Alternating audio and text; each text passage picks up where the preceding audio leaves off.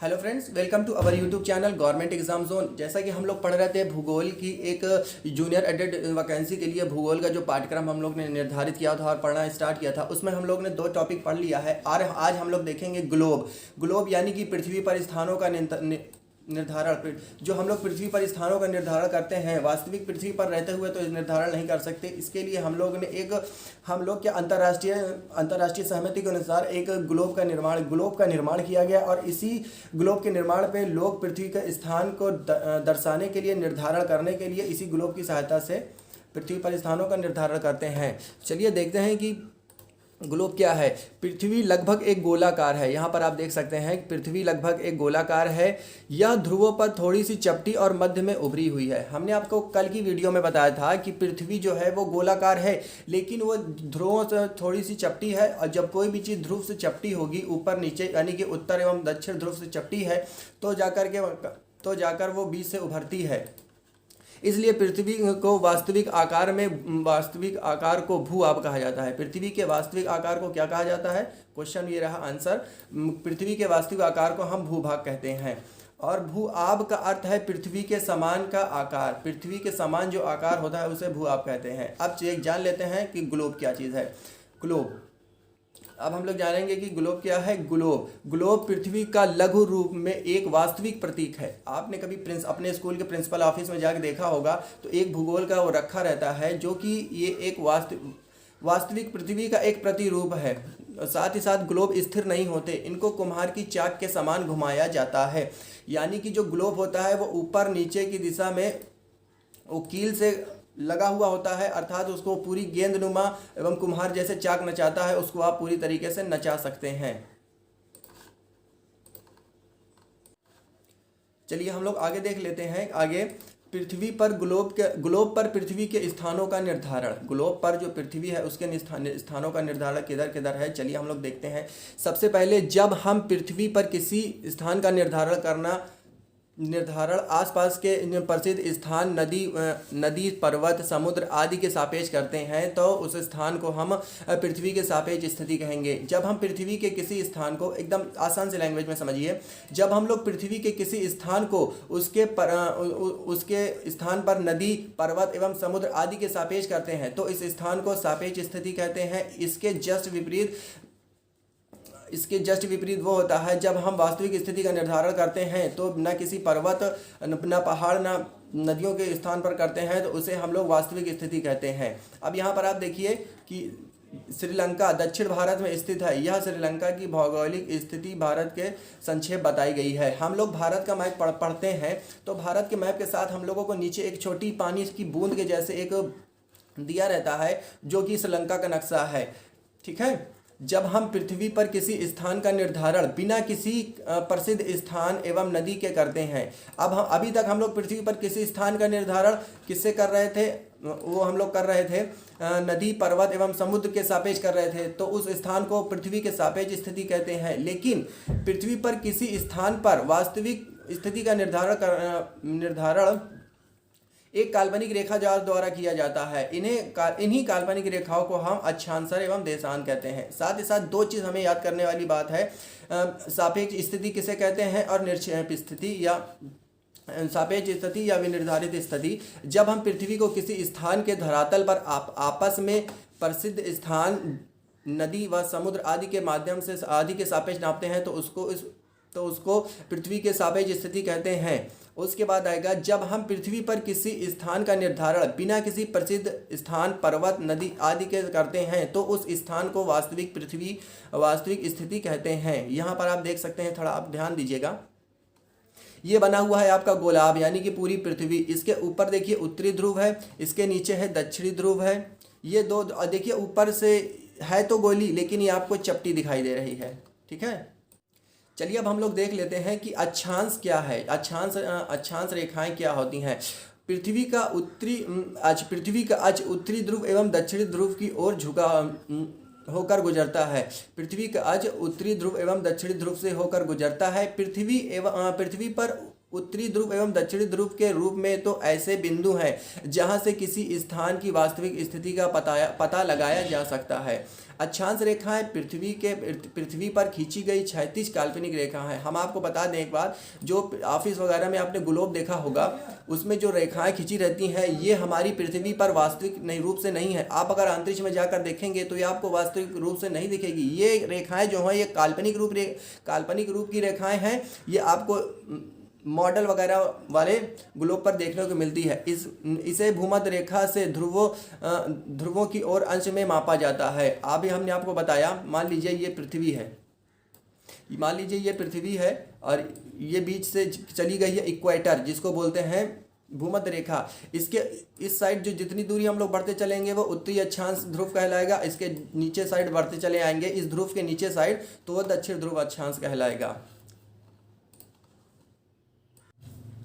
भूमध्य रेखा से ध्रुव तक पृथ्वी की चारों ओर स्थिति सभी वृत्त को अक्षांश कहते हैं। अभी हमने आपको बताया था ये मान लीजिए आपकी ये पृथ्वी है, इसके ये उसका बीच वाली भूमध्य रेखा यानी कि इक्वेटर है, और यहाँ से लेकर यहाँ तक की जितनी भी रेखाएं हैं, वृत्त की जितनी भी रेखाएं ऐसे ऐसे ऐसे करके बनती हैं, उनको अक्षांश कहा जाता है। जस्ट इसके विपरीत यह वृत्त आपस में एक दूसरे के समांतर होते हैं, इन्हीं कारण इन्हें समानांतर रेखाएं भी कहते हैं।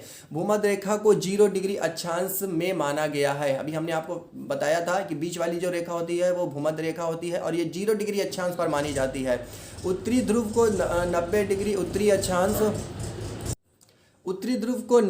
उत्तरी अक्षांश तथा दक्षिणी ध्रुव को 90 डिग्री दक्षिण अक्षांश माना गया है। जैसे जैसे हम भूमध्य रेखा के उत्तर या दक्षिण की ओर जाते हैं वैसे वैसे अक्षांश की रेखाएं घटती जाती हैं। कैसे घटती जाती हैं, चलिए हम आपको फिगर के माध्यम से दिखाते हैं। ये है आपकी पृथ्वी। यहाँ पे आप देख सकते हैं, आपने यहाँ पर देखा ये जो रेखा है ये वाली, ये जो चली जा रही है 0 डिग्री विषुवत वृत्त, इसको 0 डिग्री भूमध्य रेखा भी कहते हैं। इसके ऊपर हम लोग जितने बढ़ते चले जाएंगे 0 से लेकर 90 तक में जितनी भी अक्षांश रेखा है सब उत्तरी अक्षांश रेखाएं हैं। इसके जस्ट 0 से लेकर 90 तक दक्षिण की स्थिति में जो फैली हुई है यहाँ से लेकर यहाँ तक की वो सब पूरी दक्षिणी अक्षांश रेखाएं हैं। आई होप इतना आपको समझ में आ गया होगा। ठीक है। भूमध्य रेखा के बारे में एक सबसे महत्वपूर्ण तथ्य ये है कि ये जो भूमध्य रेखा है 0 डिग्री अक्षांश है, ये सबसे लंबी अक्षांश रेखा है। इसकी लंबाई 4076 किलोमीटर है। इसकी लंबाई कितनी है, ध्यान देना है कि भूमध्य रेखा की जो लंबाई है 4076 किलोमीटर है। 90 डिग्री उत्तरी अक्षांश तथा 90 डिग्री दक्षिणी अक्षांश की लंबाई 0 होती है। हमने अभी आपको बताया कि यहाँ से लेकर यहाँ तक बढ़ता गया है, यहाँ से लेकर बढ़ता चला जा रहा है, यहाँ जाके 0 अवस्था में पहुँच जा रहा है। हाँ, और उसके बाद यहाँ भी जाके 0 अवस्था में पहुँच जाएगा। ठीक है। इन्हीं को 90 डिग्री उत्तरी ध्रुव और 90 डिग्री दक्षिणी ध्रुव कहते हैं। इसके बाद हम लोग देख लेते हैं कुछ महत्वपूर्ण रेखाएं, अक्षांश रेखाएं, जैसे कि उत्तरी अक्षांश एवं दक्षिणी अक्षांश था। अब इसके अलावा भी कुछ महत्वपूर्ण रेखाएं हैं, चलिए देख लेते हैं। यो इस तरह है। सबसे पहले है 0 डिग्री अक्षांश भूमध्य रेखा। अभी हमने आपको बताया था कि 0 डिग्री जो अक्षांश होती है वो भूमध्य रेखा होती है। इसके बाद 23 सही 1/2 उत्तरी अक्षांश को कर्क रेखा कहेंगे। ये भी उत्तरी ध्रुव के साइड में होगी, इसके बाद आता है तीसरे नंबर पे 23 सही 1/2 दक्षिणी अक्षांश यानी 23.5 डिग्री दक्षिणी अक्षांश, इसको हम लोग कहेंगे मकर रेखा। इसके बाद आता है 66.5 सही 1/2 उत्तरी अक्षांश अंटार्कटिक वृत्त और 66.5 सही 1/2 आर्कटिक वृत्त। यदि आंशिक से अंतराल पर अक्षांश रेखाएं खींची जाएं तो मानचित्र पर अक्षांश रेखाओं की कुल संख्या 181 होगी। कैसे होगी 181? आइए हम आपको बताते हैं। 180 डिग्री 90 डिग्री होता है, 90 डिग्री होता है ना। जब इसको दो भागों में बांटेंगे तो 90 इधर हो जाएगा, 90 उधर हो जाएगा, तो 90 प्लस 90, इसके बाद 1 डिग्री 0 अक्षांश की जोड़ देंगे तो 91 डिग्री हो जाएगा। ठीक है, इतना आपको समझ में आ गया होगा। उसके बाद है 90 अंश रेखाएं उत्तरी गोलार्ध में तथा 90 अंश रेखाएं दक्षिणी गोलार्ध में एक भूमध्य रेखा। अभी हमने आपको बताया कि 90 अंश उत्तरी गोलार्ध और 90 अंश दक्षिणी गोलार्ध, ये ध्यान रखना है। 90 अंश उत्तरी गोलार्ध एवं 90 अंश दक्षिणी गोलार्ध तथा एक भूमध्य रेखा होती है। तीनों को मिलाकर रेखाओं की कुल संख्या 181 होती है, ये ध्यान रखना है आपको।